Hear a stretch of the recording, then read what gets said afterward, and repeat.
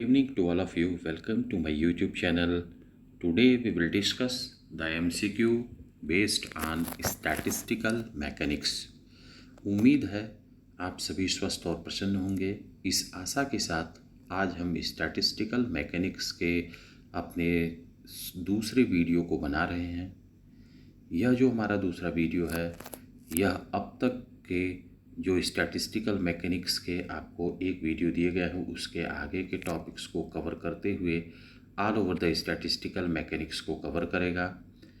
यह video BSc third year Deendayal Upadhyay Gorakhpur विश्वविद्यालय और सिद्धार्थ यूनिवर्सिटी के स्टूडेंट्स के लिए काफ़ी हेल्पफुल होगा। साथ ही साथ ऐसे विद्यार्थी जो आईआईटी जैम या CSIR नेट और असिस्टेंट प्रोफेसर के एग्ज़ाम की तैयारी कर रहे होंगे उनके लिए भी काफ़ी हेल्पफुल होगा। तो चलिए अब डिस्कस करते हैं इस आज के MCQs को। Question number 1, dimension of phase space of 5 rigid, जो ये थोड़ा सा एक टाइपो एरर है, ये रिजिड है, ओके, रिजिड है, तो आपको ये दिमाग में रखना चाहिए।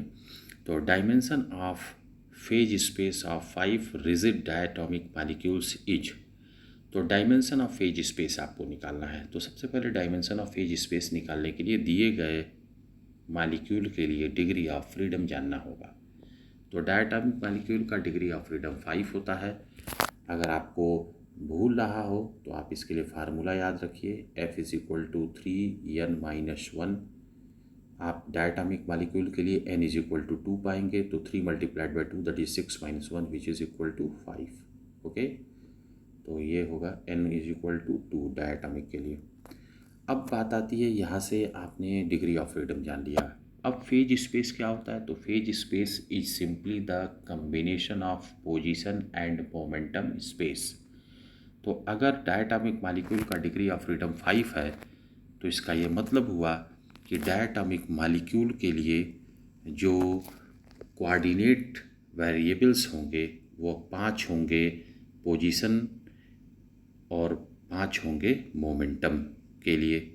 इस तरह से एक मॉलिक्यूल के लिए जो total number of coordinate variables हुए वो हुए कितने? 10। तो 5 डायटोमिक मॉलिक्यूल्स हैं, तो इसका मतलब हुआ एक के लिए 10 वेरिएबल्स, तो 5 के लिए 50। तो इस तरह से आपको क्वेश्चन नंबर 1 का करेक्ट ऑप्शन दिख रहा है, ऑप्शन डी 50। अब इसको अगर रीजनिंग के आधार पर मैंने एक्सप्लेन किया, A to Z मैंने पूरे प्रोसेस को स्टेप बाय स्टेप बताया, बट इसका फार्मूला भी एक होता है। वो फार्मूला क्या होता है? Dimension of phase space is equal to 2F(n). यहाँ n क्या होता है? Number of molecules, sorry n क्या होता है? नंबर ऑफ मॉलिक्यूल्स, F क्या होता है? Degree of freedom. तो आप यहाँ भी देख सकते हैं 2 × 5 which is equal to 50। Okay, तो इस फार्मूले से भी आप इसको निकाल सकते हैं। अब बढ़ते हैं क्वेश्चन नंबर 2 की ओर। क्वेश्चन नंबर 2 क्या है? Number of micro state for a free particle in 3 dimension that have momentum p etch. एक फ्री पार्टिकल है जिसका मोमेंटम आपको दिया गया है p। तो सबसे पहले आपको माइक्रो स्टेट को पाने के लिए वॉल्यूम रीजन को कैलकुलेट करना पड़ेगा।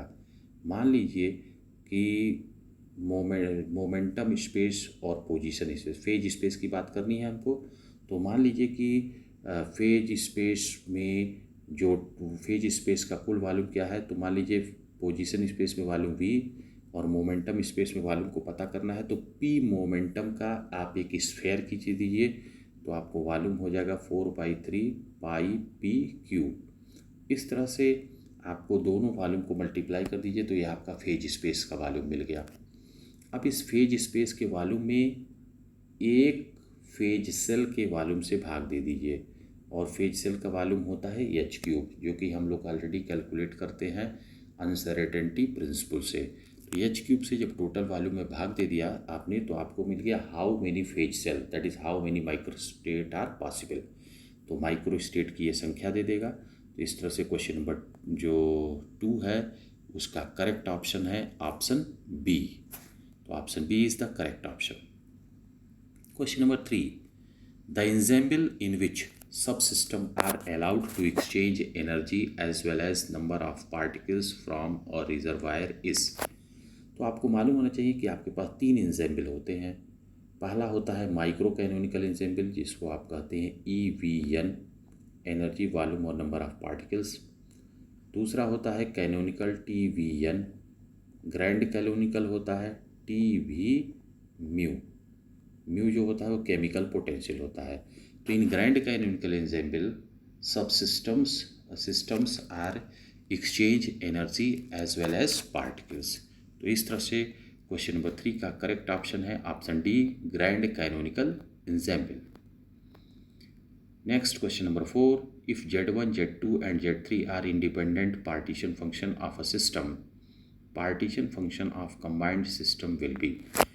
आपने देखा कि Z1, Z2, Z3 are independent partition functions of a system. किसी सिस्टम के Z1, Z2 और Z3 इंडिपेंडेंट पार्टीशन फंक्शन है, तो combined partition function, combined system का पार्टीशन फंक्शन क्या होगा। तो आप पाएंगे कि अगर हम तीनों पार्टीशन फंक्शन का मल्टीप्लिकेशन कर दे तो हमको कंबाइंड सिस्टम का पार्टीशन फंक्शन मिल जाएगा। That is partition function of combined system is Z1 dot Z2 dot Z3। That is question number 4 का ऑप्शन बी जो होगा वो करेक्ट ऑप्शन होगा। Question number 5, two subsystems are in thermal contact of a reservoir, the probability density rho for canonical ensemble will be. अब देखिए, मान लीजिए पहले सबसिस्टम के लिए प्रोबेबिलिटी डेंसिटी रो 1, दूसरे के लिए प्रोबेबिलिटी डेंसिटी रो 2 और probability density of combined the probability density rho for canonical ensemble will be. तो आपको मालूम होना चाहिए कि ये जो लॉग रो होता है ये एडिटिव होता है। एडिटिव होता है तो पहले और दूसरे के लिए आपको प्रोबेबिलिटी डेंसिटी मालूम है, तो log rho 1 plus log rho 2, ये आपका करेक्ट ऑप्शन होगा। तो इस तरह से कैनोनिकल एंसेम्बल के लिए जो प्रोबेबिलिटी डेंसिटी रो होगा वो log rho is equal to log rho 1 plus log rho 2 के बराबर होगा। तो क्वेश्चन नंबर 5 का करेक्ट ऑप्शन है option C. Question number 6, mean energy epsilon in terms of probability in terms of, जो कहा जा सकता है कि यहाँ से पार्टीशन फंक्शन की बात आप की गई है, तो थोड़ा सा ये मैं इसको क्लियर कर दूँ तो ये एक टाइपो एरर है। This is partition, okay, partition function की बात की गई है। तो mean energy epsilon in terms of partition function Z is given by, तो ये डायरेक्ट एक्सप्रेशन होता है। Mean energy epsilon is equal to minus del upon del beta और लॉग Z, ओके, ये आपका ये डायरेक्ट एक्सप्रेशन होता है।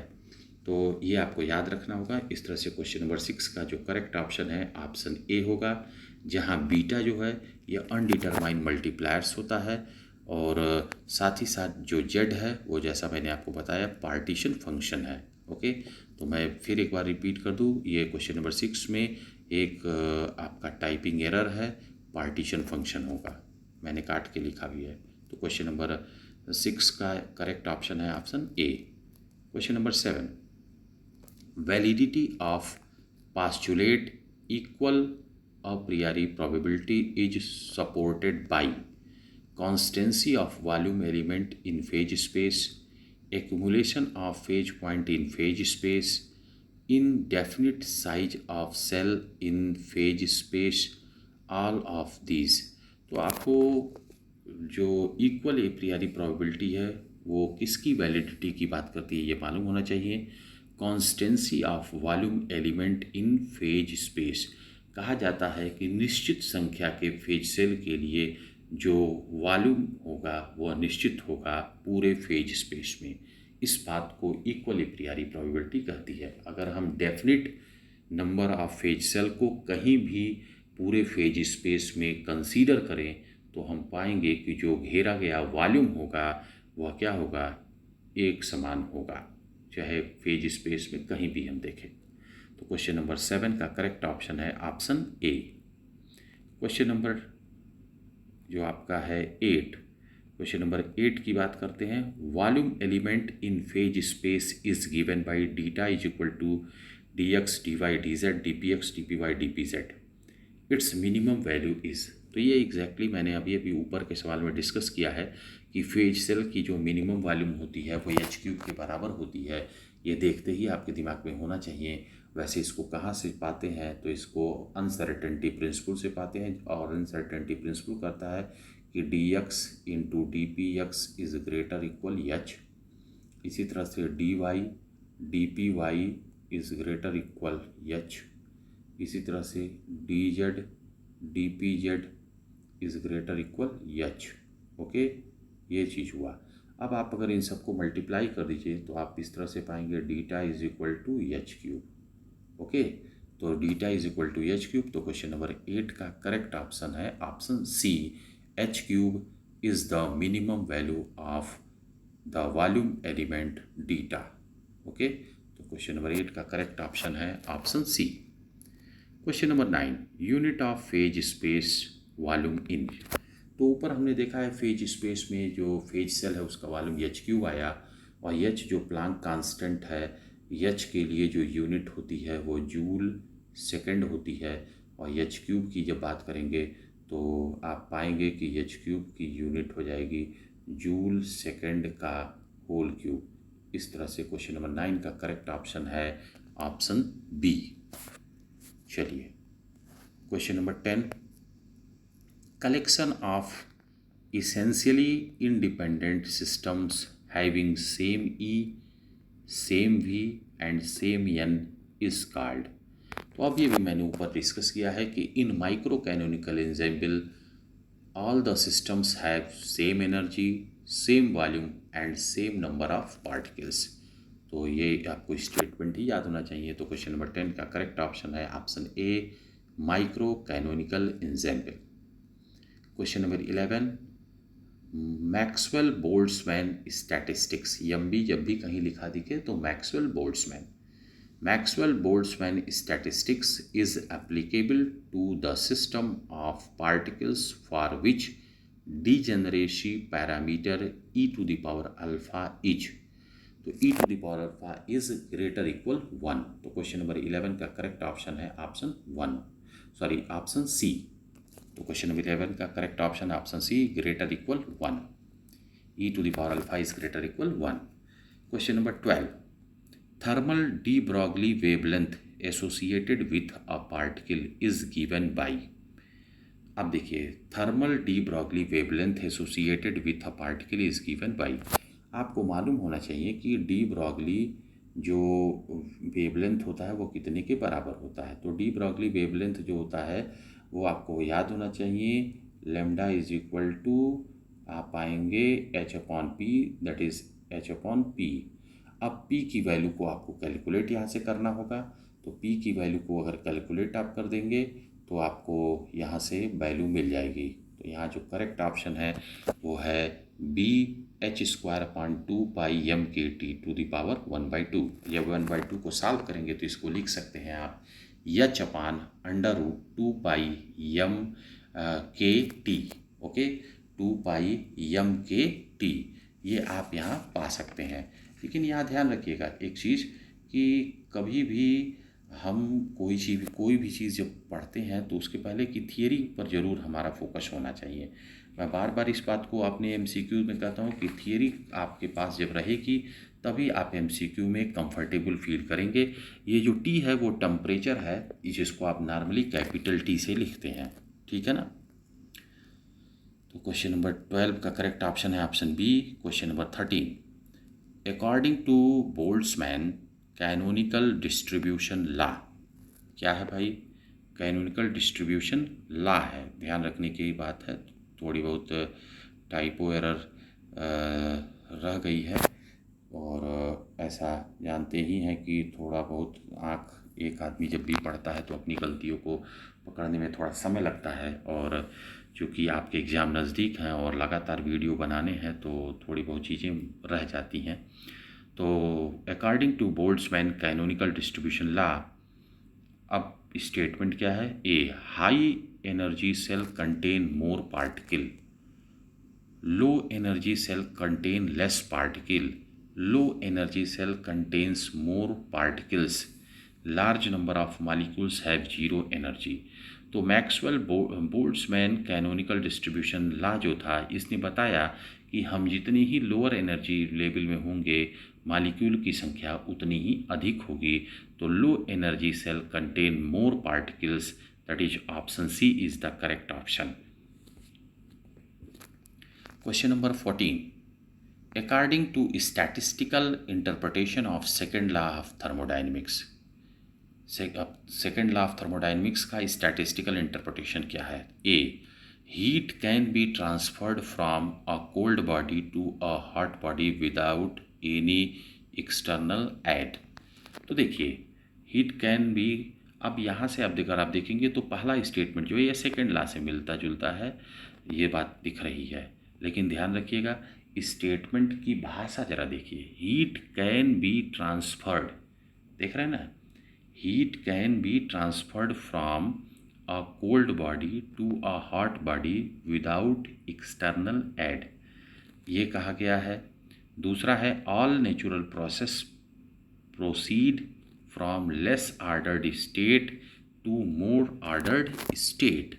तो ये चीज़ एक बता दें कि ये स्टेट है, okay, this is state, T है ये, STATE, तो ऑप्शन बी है।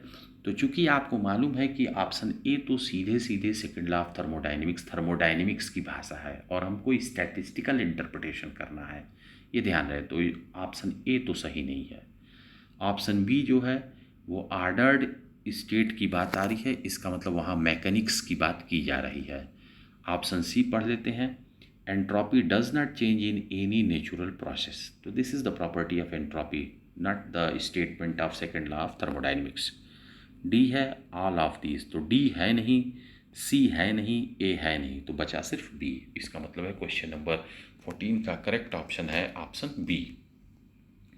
Question number 15, according to Richardson Dushman equation, RD equation जिसको हम लोग सामान्य रूप से कहते हैं Richardson Dushman equation, RD equation, emission current density J is, ये तो डायरेक्ट आपका एक्सप्रेशन का दिया है कि करंट डेंसिटी J की वैल्यू क्या होगी। तो करंट डेंसिटी J की वैल्यू कितने के बराबर होगी? तो J is equal to AT² e⁻⁵/KT, that is question number 15 का करेक्ट ऑप्शन है ऑप्शन ए, क्योंकि ये तो डायरेक्ट रिजल्ट है।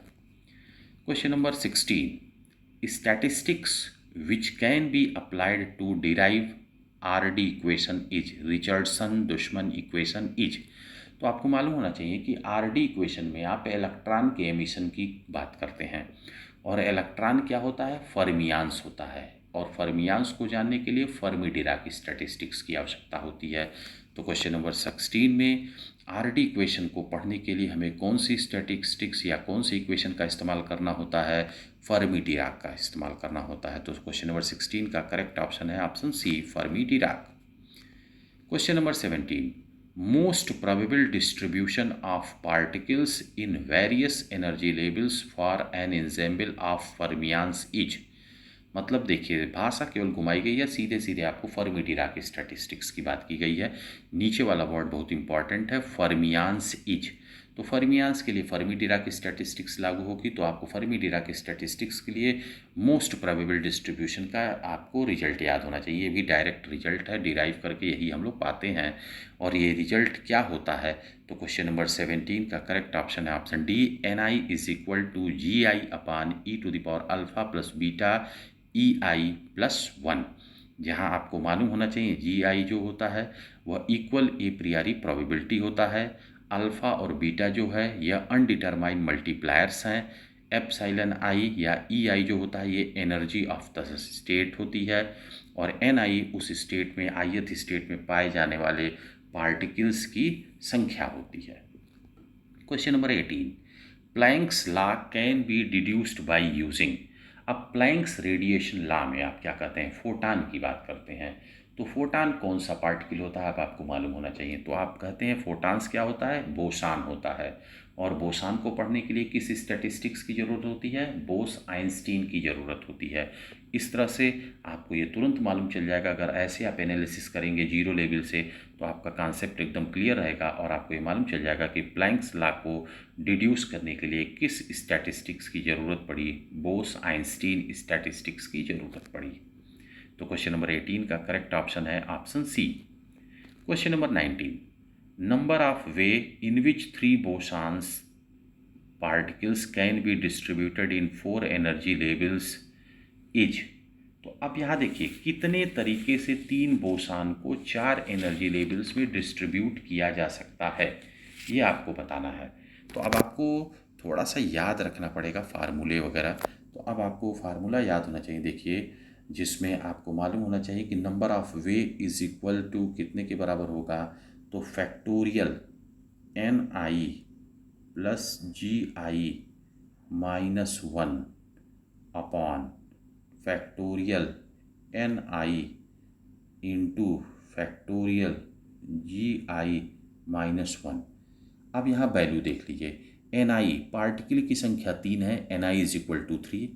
यहाँ पर क्वेश्चन में देख लीजिए क्या क्या है, NI इज इक्वल टू 3 है, GI इज इक्वल टू कितना है, तो आप देख सकते हैं स्टेट की संख्या, माइक्रो स्टेट की संख्या कितनी दी गई है, 4 दी गई है। Distributed in 4 energy levels are cells, तो GI सेल्स की संख्या होती है 4। तो इस तरह से NI और GI की वैल्यू भर दीजिए, 4 3 7 minus 1 that is factorial 6 upon factorial 3 into factorial 3।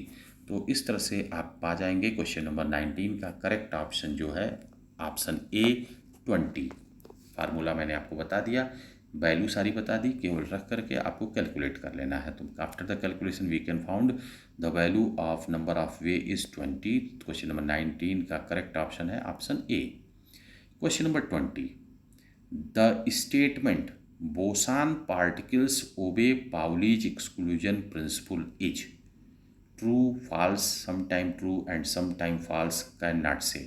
तो बोसान आपको मालूम होना चाहिए कि पाउली एक्सक्लूजन प्रिंसिपल को फर्मियान्स फॉलो करते हैं। बोसान पर कोई भी कंजर्वेशन लॉ फॉलो नहीं होता है। एक ही स्टेट पर 100 बोसान भी बैठ सकते हैं, एक ही किसी स्टेट पर कोई भी बोसान नहीं बैठ सकता है। तो bosons do not follow Pauli exclusion principle. तो bosons obey Pauli exclusion principle, this is the wrong statements, that is question number 20 का करेक्ट ऑप्शन है option B false. Question number 21, fermions have spin value. Fermions की जो spin value होती है half या integral multiples of half होती है। तो क्वेश्चन नंबर 21 का करेक्ट ऑप्शन है option C। Question number 22, boson have spin value. Boson की जो स्पिन वैल्यू होती है वह 0R इंटीग्रल मल्टीपल में होती है। चूँकि इंटीग्रल मल्टीपल यहाँ दिया नहीं है तो 0R1 is the correct option. तो क्वेश्चन नंबर 22 का करेक्ट ऑप्शन है ऑप्शन D। यहाँ मैं आपको एक चीज़ और मेंशन करूँगा कि आपको थोड़ा सा कुछ बहुत चीज़ें याद रखनी चाहिए, जैसे कि कुछ बोसान के एग्जाम्पल, कुछ फर्मियान्स के एग्जाम्पल, कुछ कॉमन एग्जाम्पल्स जो हैं वो मैं आपको बोल दे रहा हूँ। जैसे बोसान के बारे में आप कह सकते हैं कि बोसान का एग्जाम्पल क्या क्या होगा, तो आप अल्फ़ा पार्टिकल्स जिसके लिए स्पिन वैल्यू 0 होती है, फोटान है, ड्यूट्रॉन है, पाई मेसान है, हाइड्रोजन मॉलिक्यूल है, helium atom at low temperature है, फोनान है, ये सब क्या है, बोसान है। तो इस तरह से आपसे पूछा जा सकता है कि इनमें से कौन सा पार्टिकल बोसान होगा, कौन सा पार्टिकल फर्मियान होगा। तो इस तरह के प्रश्न आपके सामने बनाए जा सकते हैं। तो ये मैंने आपको एडवांस बताया है ताकि आप इस तरह की एग्जाम्पल्स को याद रख सकें और जब भी पूछा जाए तो करेक्ट जवाब दे सकें। इसी तरह से फर्मियान के कुछ एग्जाम्पल्स, जैसा मैंने बताया कि फर्मियान्स की स्पिन हाफ या हाफ इंटीग्रल मल्टीपल्स में होगी।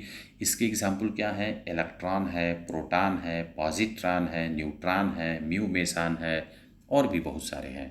ये कुछ कॉमन एग्जाम्पल्स मैं बता रहा हूँ जो डिफरेंट यूनिवर्सिटी और कॉम्पिटिशन्स में पूछे गए हैं, तो मैंने आपको बताया। अब बढ़ते हैं हम क्वेश्चन नंबर 23 की ओर। पाउलीज एक्सक्लूजन प्रिंसिपल होल्ड्स इन। तो मैंने जैसा अभी ऊपर डिस्कस किया आपको कि पाउली एक्सक्लूजन प्रिंसिपल फर्मियान्स के लिए होल्ड होता है और फर्मियान्स फर्मी-डिराक स्टैटिस्टिक्स को फॉलो करते हैं। तो क्वेश्चन नंबर 23 का करेक्ट ऑप्शन है option A। Question number 24, quantum statistics changes into classical statistics when GI upon NI is equal to 0। ये तो हो नहीं सकता किसी स्टैटिस्टिक्स के लिए, क्योंकि GI upon NI is equal to 0 तभी होगा जब GI इज इक्वल टू 0 होगा, अर्थात सेल्स की संख्या ज़ीरो होगी। तो क्वांटम में सेल्स की संख्या ज़ीरो हो नहीं सकती, तो पहला ऑप्शन तो वैसे ही ख़त्म हो गया। अब आता है GI/NI is greater equal 1, less equal 1। तो लेस इक्वल 1 कब होगा? तो आपको मालूम है ये बोसान के लिए होता है। GI/NI इज़ ग्रेटर इक्वल 1, ये किसके लिए होता है? फर्मियान के लिए होता है। कंडीशन है, और एक तरह से कह सकते हैं यहीं पर क्लासिकल स्टैटिस्टिक्स में कन्वर्जन भी होता है। तो क्वेश्चन नंबर 24 का करेक्ट ऑप्शन है option D. Question number 25, particles having any spin value are bosons, classical particles, fermions, none of these।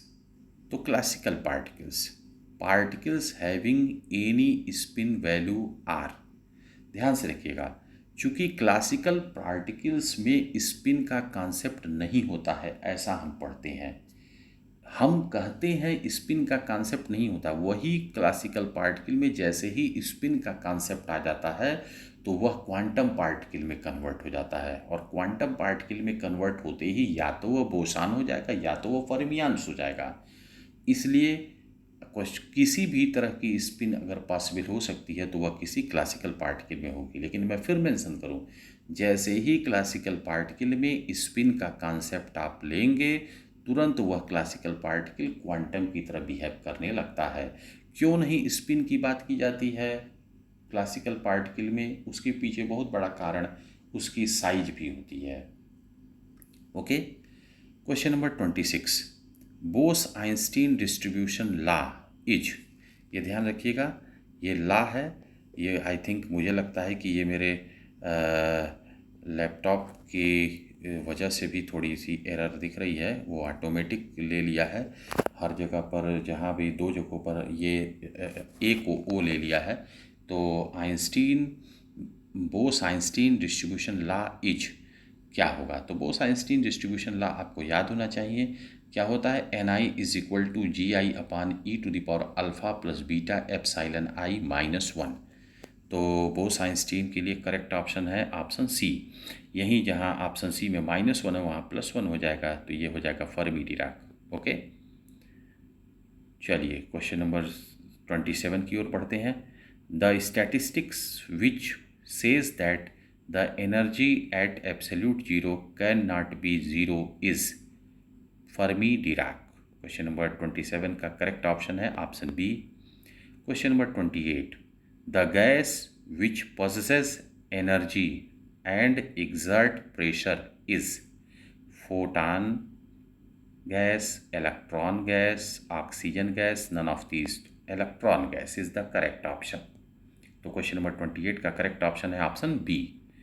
Question number 29, which of the following is a boson. देखिए मैंने कहा ना, इस तरह के जरूर सवाल आपसे पूछे जा सकते हैं, मोस्ट इंपॉर्टेंट है। तो बहुत कॉमन बोसान के एग्जाम्पल और कॉमन फर्मियान के एग्जाम्पल आपको याद होने चाहिए, इसीलिए मैंने अब पहले क्वेश्चन में बताया भी है। तो विच of the following is a boson. तो देखिए सबसे पहले हमको फर्मियान छांटना आना चाहिए। तो इलेक्ट्रॉन फर्मियान है, पाई मेशान दिया गया है, और साथ ही साथ प्रोटॉन दिया गया है, न्यूट्रिनो दिया गया है। तो अब आपको यहाँ से मालूम होना चाहिए कि भाई न्यूट्रिनो भी आपका क्या है, जो वो है फर्मियान, प्रोटॉन भी फर्मियान, इलेक्ट्रॉन भी फर्मियान, तो बचा सिर्फ एक पाई मेशान। तो कौन इसमें बोसान है? तो क्वेश्चन नंबर 29 का करेक्ट ऑप्शन है ऑप्शन ए। चलिए question number 30, which of the following is a fermions. अब फर्मियान्स कौन है पूछ रहा है। तो फोटान अभी भी मालूम चल गया है बोसान है, फोनान भी बोसान है, ड्यूट्रॉन भी बोसान है, और बचा सिर्फ क्या? पॉजिट्रॉन। तो पॉजिट्रॉन क्या है? फर्मियान है। तो क्वेश्चन नंबर 30 का करेक्ट ऑप्शन है option D. Question number 31, in quantum statistics particles are identical but distinguishable, identical and indistinguishable, molecules only, photons only। तो आपको मालूम होना चाहिए मैक्सवेल बोल्ट्जमैन में आप कहते हैं कि particles are identical but distinguishable, लेकिन जैसे ही क्वांटम मैकेनिक्स में आप जाएंगे, क्वांटम पार्टिकल्स की बात करेंगे, तो वह इनडिस्टिंग्विशेबल हो जाते हैं। तो 31 क्वेश्चन नंबर 31 का करेक्ट ऑप्शन है ऑप्शन बी। तो आज के लेक्चर में इतना ही। डियर स्टूडेंट्स, हमने आज के लेक्चर में स्टैटिस्टिकल मैकेनिक्स को, पूरे स्टैटिस्टिकल मैकेनिक्स को कवर करते हुए 31 क्वेश्चन को आपसे डिस्कस किया है। निश्चित तौर पर ये क्वेश्चंस आपके एग्जामिनेशन के लिए काफ़ी हेल्पफुल होंगे। आप इन क्वेश्चंस को पढ़िए इस वीडियो के माध्यम से और लाभान्वित होइए। साथ ही साथ अगर आपको इस लेक्चर के क्वेश्चंस के PDF चाहिए होंगे तो आप डिस्क्रिप्शन बॉक्स में दिए गए लिंक के माध्यम से टेलीग्राम के ग्रुप में ऐड होंगे, जहां पर आपको बहुत सारे PDF दिए जा रहे हैं और आप उन PDF को भी देख सकेंगे, साथ ही साथ इस लेक्चर के भी PDF को पा सकेंगे। तो आज के लिए लेक्चर के लिए इतना ही। धन्यवाद।